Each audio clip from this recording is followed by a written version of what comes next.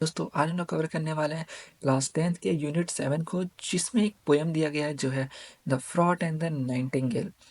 इसमें बताया हुआ है कि once upon a time a frog croaked away in a Bingle bog. Croaked मतलब टर्टर का आवाज निकाला, और बिंगल बॉग मतलब कि ऐसा जगह का नाम है जहाँ पर पूरा बॉग यानी मड था, कीचड़ था। तो बताया जाए कि एक वक्त की बात है जब एक फ्रॉग जो हमेशा टर्टर की आवाज़ निकालता था, एक बिंगल बॉग यानी एक ऐसी जगह जहाँ कीचड़ था, जहाँ पर वो रहता था। Every night from dusk to dawn he croaked on and on and on. हर रात यानी शाम से लेकर सुबह यानी सवेरे तक वह क्रॉक्ड यानी टर्टर की आवाज़ निकालता जाता और निकालता जाता। यहाँ पे EWN लिखा जा रहा है, यह राइम के लिए बनाया गया है। एक्चुअली यहाँ मीनिंग है on. Other creatures loathed his voice but alas they had no choice. बाकी जो क्रिएचर्स थे वो इसकी आवाज़ को बहुत ही हेट करते थे, बट उनके पास कोई चॉइस ही नहीं था क्योंकि वो उसे रोक नहीं पाते थे। And the cross cacophony blade out from the सुमेक tree. और ये जो क्रास कैकोफनी यानी ये जो आवाज़ थी, ये जो रूड खराब जो वॉइस है टर्टर की, यह कहाँ से आती थी निकल करके? ब्लेड मतलब निकल करके ये आती थी सुमेक ट्री से। सुमेक ट्री एक ऐसा पौधा है जो कीचड़ वाले इलाके में रहता है। तो उस सुमेक ट्री के at whose foot the frog each night, यानी जहाँ उसके फुट पे यानी जड़ के पास नीचे वो फ्रॉग रहता था और ये टर्टल की आवाज़ निकालता था। मिन्स्ट्रल्ड ऑन स्टिल मॉर्निंग नाइट। मिस्ट्रल्ड यानी कि गाता था, यानी जो टर्टल की आवाज़ जो कि बहुत ही खराब आवाज़ लगती थी बाकी क्रिएचर्स को, ये एक्चुअल में क्या था? तो यह उस फ्रॉग का गाना था, यानी वो गाता था तो ये टर्टल की आवाज़ निकलती थी। Neither stones nor prayer nor sticks, insult or complaints or bricks, still the frog's determination। जैसा मैंने बताया कि कुछ भी कर लेते बाकी जो भी क्रिएचर्स होते थे, जैसे उसको पत्थर मार लो, प्रे कर लो, स्टिक मार लो, इंसल्ट कर लो, कंप्लेन कर लो, पत्थर मार लो या कुछ भी कर लो। जो फ्रॉग का डिटर्मिनेशन था यानी जो उसका दृढ़ता था कि उसको रात में गाना ही है, यानी वो टर्टर का आवाज़ निकालना ही है, वो निकालता रहता था, वो कहीं भी रुकता नहीं था। To display his heart elation, यानी वो ये जो गाता था ना, ये जो आवाज़ निकालता था, वो अपने प्राइड के लिए निकालता था। उसको बहुत ही इंजॉयमेंट होता था, वो खुश होकर के प्राइड से इस आवाज़ को निकालता था। But one night a Nightingale in the moon light cold and pale. तभी एक रात एक नाइटिंगेल यानी बुलबुल है, जो आप हिंदी में बोलते हो, वो आती है उस मून लाइट में, जो बहुत ही ऐसे बोल सकते हो ठंड था मौसम में, थोड़ा पेल था, यानी जो जो चाँद की रोशनी थी वो बहुत कम पड़ रही थी। पर्च्ड अपॉन द सुमेक ट्री, उस सुमेक ट्री के ऊपर आके बैठ जाता है, जैसा आप इमेज में देख सकते हो। कास्टिंग फोर्थ हर मेलोडी, यानी वो अपनी आवाज़ निकालना शुरू कर देती है। Dumbstruck sat the gaping frog. और यह सुन करके वो जो फ्रॉग था वो बहुत ही डम्ब स्ट्रक यानी सरप्राइज हो जाता है, जिससे उसका मुंह खुला का खुला रह जाता है और बोल नहीं पाता है। गेपिंग मतलब मुंह खुला रह जाना। तो कहा जा रहा है कि एक रात एक बुलबुल आके बैठ जाती है उसी ट्री पे, सुमेक ट्री पे, जहाँ जिसके जड़ पर पे वो जो फ्रॉग था वो बैठ करके गाता था। और वो जब बुलबुल गाना शुरू करती है तो उसका आवाज़ इतना प्यारा रहता है कि वो सुन करके जो फ्रॉग था वो एकदम उसका मुंह का खुला रह जाता है, वो सरप्राइज हो जाता है। And the whole admiring bog stare toward the sumac rapt. और वो एडमायरिंग बॉग बोला जा रहा है कि वो पूरा जो बॉग था, यानी बॉग का मतलब ऐसे हुआ कीचड़ वाला इलाका, लेकिन आप बोल सकते हो वो पूरा जो इलाका था वो मानो एडमायर कर रहा था, प्रशंसा कर रहा था बुलबुल की उस आवाज़ को। Stare toward the sumac rapt, यानी कि सभी बहुत ही इंटरेस्टेड थे, जितने भी क्रिएचर्स थे वो उसकी आवाज़ सुनकर बुलबुल की बहुत ही खुश थे, इंटरेस्टेड थे। And when she had ended clapped, यानी जितने भी क्रिएचर्स थे वो सभी क्लैप करने जाते हैं। Duck had swum and herons waited. और जो डक्स थे यानी जब सब खत्म हो जाता है तो अपना तैयार करके चली जाती है। जो हेरोन्स होते हैं यानी जो एक तरह के बर्ड है, वो भी जो कि मड के अंदर चलते हैं, जैसा फोटो में देख सकते हो, वो भी अपना मड में चलते हुए वेट करते हुए चले जाते हैं कहीं दूसरी तरफ।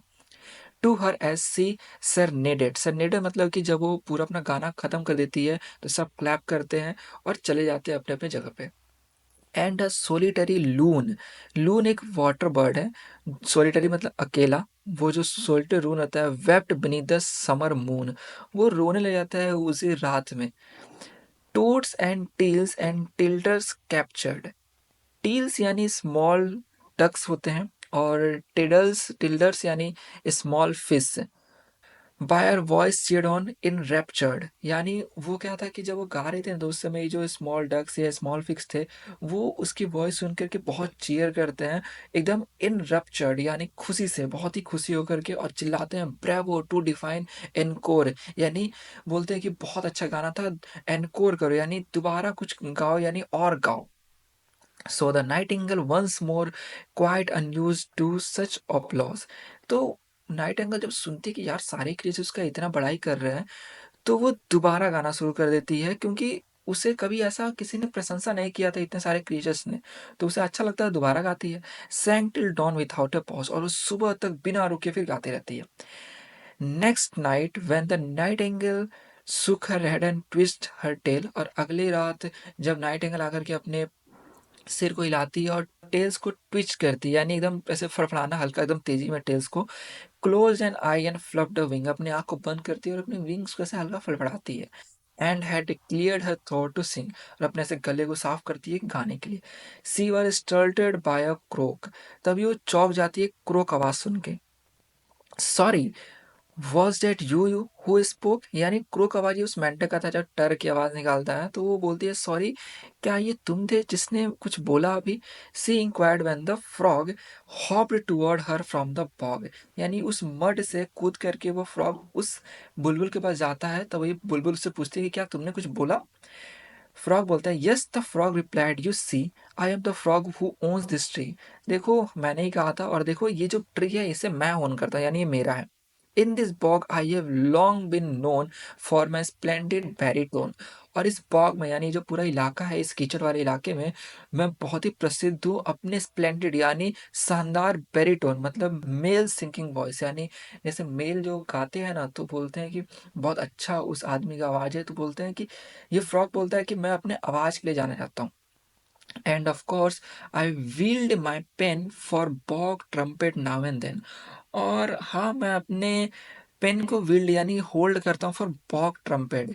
ये एक म्यूजिकल कॉन्सर्ट है जो कभी कभी होता है। इसका कहने का अर्थ है कि उस मड वाला इलाका में कभी कभार म्यूजिकल कॉन्सर्ट होता है, यानी बहुत अलग अलग क्रिएचर के गाते हैं, तो ये अपने पेन को व्हील्ड करता है। इसे कहने का मतलब है कि ये इतना बड़ा सेलिब्रिटी टाइप का है, ताकि ये होल्ड करता है एक अच्छा position. Did you like my song, तभी उसे बुलबुल बोलती है कि क्या सच में क्या तुम्हें मेरा सॉन्ग पसंद आया? तो फ्रॉग बोलता है not too bad but far too long, उतना खराब नहीं था बट हाँ बहुत लंबा था, यानी कहता है कि तुमने पूरा रात गाया ना इसके लिए। The technique was fine of course, और हाँ जो तो तुम्हारा जो गाने का तरीका है वो ठीक था, अच्छा था सही में, but it lacked a certain force, oh the nightingale confessed. तो वो कहता है कि बट इसमें कुछ कमी थी एक सर्टन चीज की। तभी नाइटिंगेल कहती है अच्छा ऐसा क्या, वो एडमिट कर लेती है, मान लेती है। Great flattered and impressed that A critic of such note, वो बहुत ही खुश हो जाती है और इन्फ्लुएंस हो जाती है कि ये क्रिटिक ऑफ सच नोट, यानी एक ऐसा व्यक्ति, क्रिटिक उसे कहते हैं एक ऐसे व्यक्ति को जिसका काम होता है किसी टैलेंट को जज करना, यानी ये जैसे कि जो सिंगिंग कंपटीशन आप देखते हो, जज बैठे होते हैं, वो पहले से ही बहुत महान गायक होते हैं, तो वो बाकी सिंगर्स को जज करते हैं, तो इसको बहुत अच्छा लगा ऐसा सुन के क्रिटिक, यानी ये जो मेंढक ये पहले ही बहुत अच्छा गायक है और ये मेरे जो गाना है उसको जज कर रहा है। Had discussed her art and thought, तो वो कहती है कि ये मेरे आर्ट को देख रहा है, जान रहा है, और इसके बारे में, मेरे वॉइस के बारे में बातें कर रहा है।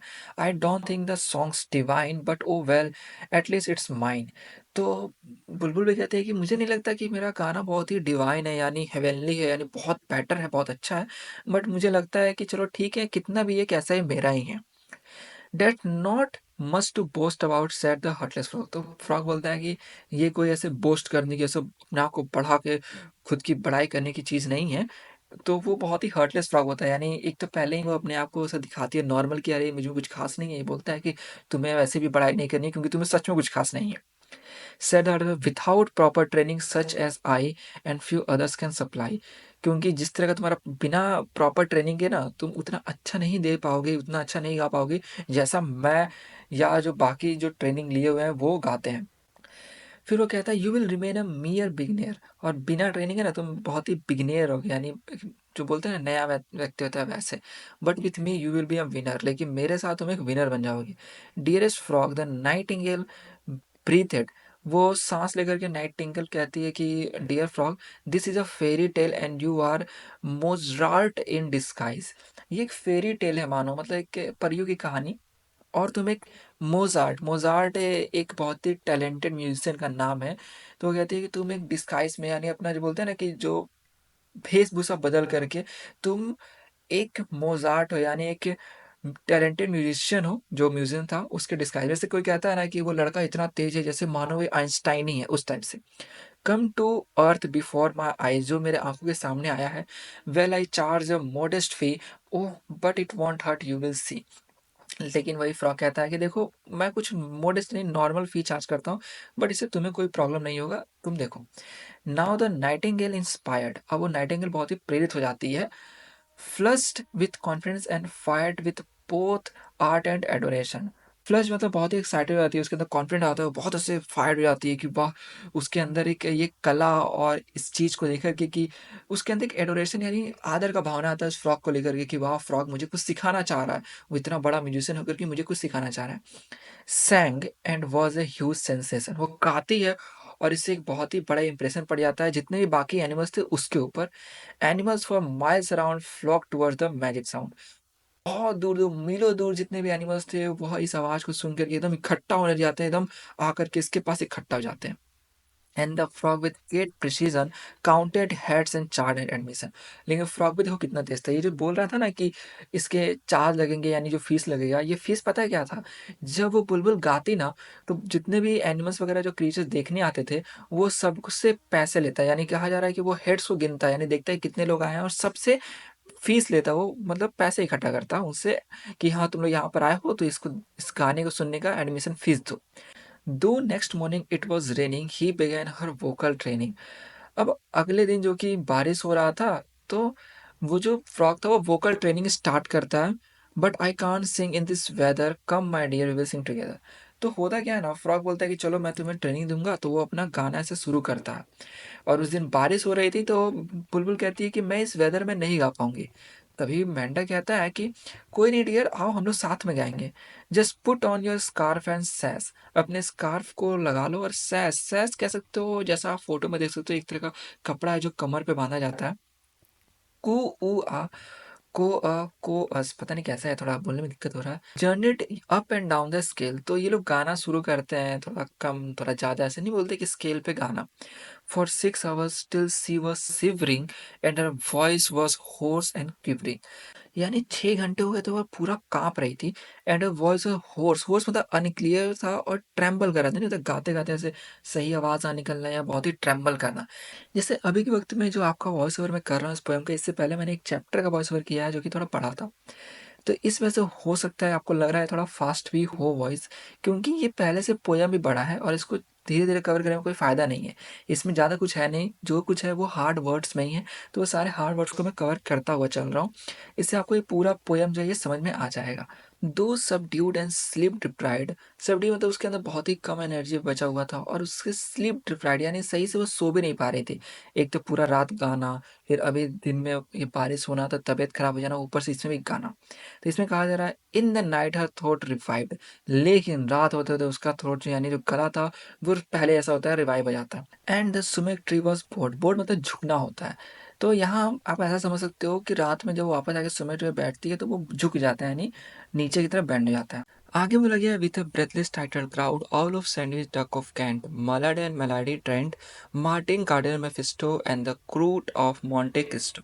इसमें बताया जा रहा है कि जो क्रिएचर्स में उनके नोबल्स होते हैं, जैसे कि अगर ह्यूमंस की बात करें तो हम लोग बोलते हैं कि रसिया के प्रेसिडेंट तो है, तो वो भी इंसान ही, बट उन्हें एक दर्जा दिया गया है। इसी तरह से जो अलग अलग एनिमल्स थे उनमें जो उनका नोबल हुआ करता, शेरों में जो शेर का नोबल हुआ करता, यानी बड़ा एक दर्जा वाला, वो सब वहाँ पर आए हुए थे।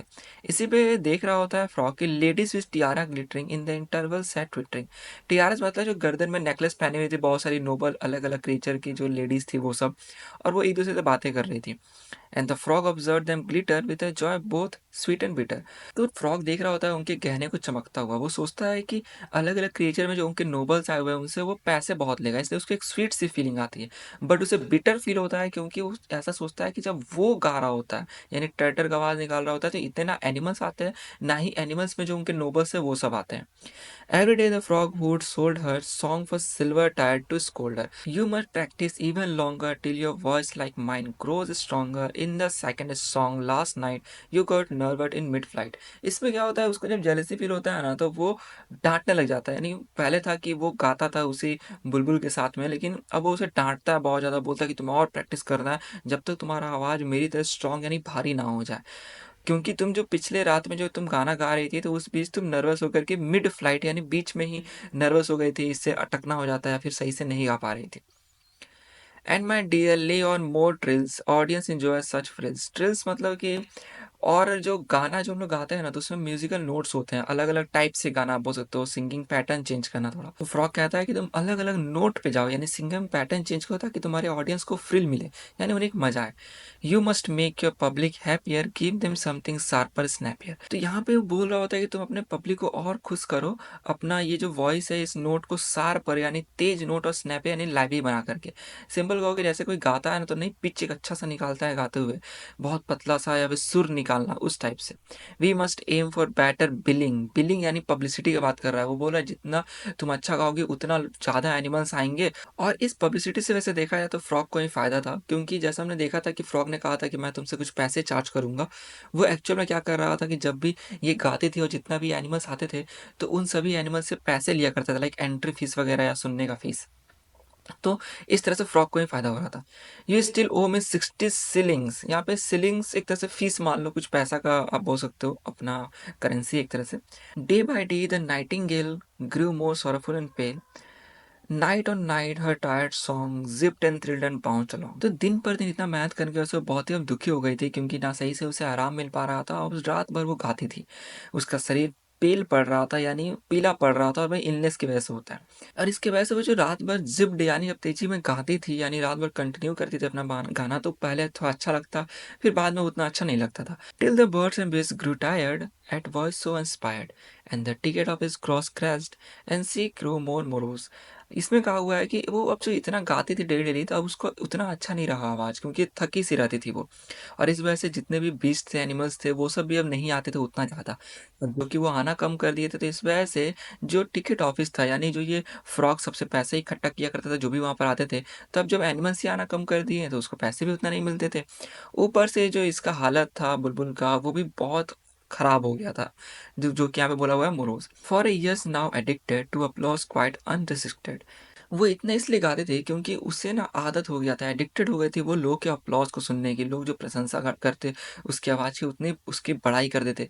तो उसे ना इतना अच्छा लगता था कि वो थकी रहती तब भी गाती थी। But and to sing into the night all alone give no delight. But अब जो इतना हो गया था इसके साथ कि वो थकी रहती, कि अब जब भी वो रात में गाती तो उसको उतना डिलाइट नहीं आता, यानी उसको उतना अब आनंद या खुशी महसूस नहीं होता। Now the frog puffed up with rage brilliant bird you are on the stage use your wits and follow fashion.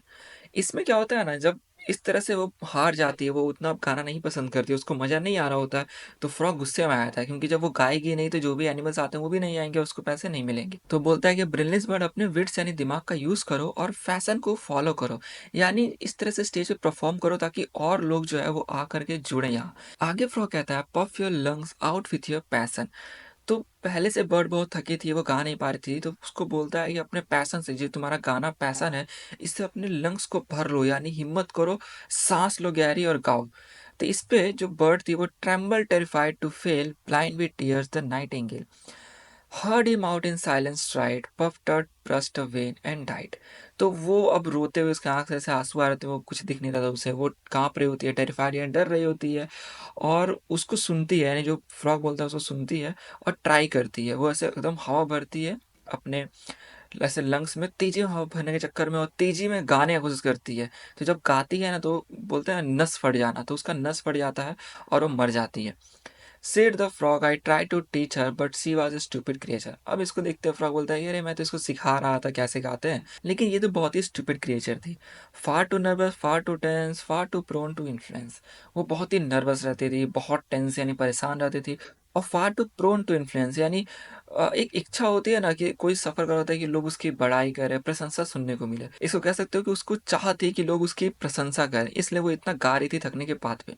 इस फ्रॉग कहता है, well poor bird she should have known that your song must be your own.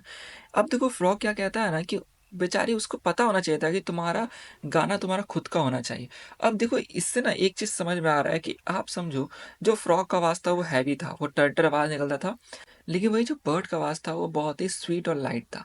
तो उसे यहाँ पर जो ये frog है, इसकी आवाज़ को कॉपी करने की यानी इसकी तरह अपनी आवाज़ को हैवी बनाने की कोशिश नहीं करनी चाहिए थी, बल्कि जिस तरह ये गाती है वैसे ही इसे गाना चाहिए था। तो इसको मैं आगे बताऊँगा कि आखिर ये क्या मतलब है, बट इसको खत्म करते हैं। That's why I sing this panache कू ऊ आ कू आ कू आ। इसमें कहता है वो कि इसलिए मैं इतना कॉन्फिडेंस से गाता हूँ। पेन से मतलब होता है कॉन्फिडेंट, यानी वो कहता है कि वो खुद की आवाज़ में खुद कॉन्फिडेंस से गाता है, भले आवाज़ कैसा भी हो। And the fog horn of the frog, fog horn मतलब कि ये जो फ्रॉग गाते हैं तो जो आवाज़ निकलता है, वो जो बेकार सा टर्टस आवाज़ निकलता है, तो वो जो फ्रॉग का आवाज़ था, ब्लेड अनराइवल थ्रू द फॉग। अब ब्लेड यानी गूंज रहा था, यानी आवाज़ निकल रहा था वो जब गाता था, तो अनराइवल, अब कोई जो वहाँ पे बुलबुल तो थी नहीं या कोई और एनिमल तो था नहीं जो गाता हो, इसलिए अब उसका राइवल करने के लिए यानी उसको मैच करने के लिए कोई आवाज़ ही नहीं था, वो अकेला वहाँ पे गाता रहता था उस पूरे फॉग में, यानी जो कीचड़ वाला इलाका था। अब देखो इस पोयम से एक चीज़ आप समझ सकते हो, जो मुझे लगता है इसमें बहुत चीज़ समझने वाला है, बट एक जो मेन है वो ये है, इसमें बताया हुआ है कि जो आपके पास चीज़ है ना, आपको उसी से काम करना चाहिए, आपको उसी चीज़ को परफेक्ट करना चाहिए। आपको किसी और से कंपेयर अपने आप को नहीं करना चाहिए कि वो कैसा है, उसके पास क्या है। यहाँ पोयम में जो बुलबुल का आवाज़ था वो बहुत ही लाइट और स्वीट आवाज़ था, बट फ्रॉग का आवाज़ बहुत ही हैवी था, तो वो अपना आवाज़ ना देखते हुए फ्रॉग की हैवी आवाज़ को भी चली जाती है सीखने के लिए। तो ऐसा नहीं करना चाहिए, आपको जो है आपको उसी को परफेक्ट करना चाहिए। आप दूसरा भी इसका निकाल सकते हो, इसका मोरल इस पोयम का, कि आपको देख लेना चाहिए कि आप जिसके साथ हैं, क्या वो आदमी सच में आपकी मदद कर रहा है? यानी हो सकता है कि आपको कोई ऐसा दिखा रहा हो कि वो आपकी मदद कर रहा है, बट एक्चुअल में वो आपका मदद ना करता हो, वो आपका दुश्मन ही हो, जो आपको गलत रास्ते ले जा रहा हो। तो एक संगत को भी देखना चाहिए कि आप किस फ़ील्ड में आपके साथ कौन-कौन लोग हैं, इस टाइप से। तो हाँ, इस पोएम में मुझे लगता है कि बहुत अच्छी-अच्छी 2-3 चीज़ें बात बताई गई है। तो ये पोएम इस तरह से खत्म होता है, इसमें और कुछ था नहीं, इसमें बस हमें यही दोनों की कहानी बताई गई थी। तो हाँ, ये दोनों मोरल को आप याद रख सकते हैं, और अगर आपको पोएम अच्छा लगा तो प्लीज़ लाइक कर दें, दोस्तों से भी शेयर कर दें, और चैनल को सब्सक्राइब करना बिल्कुल भी ना भूलें। तो मिलते हैं अब नेक्स्ट पोएम में।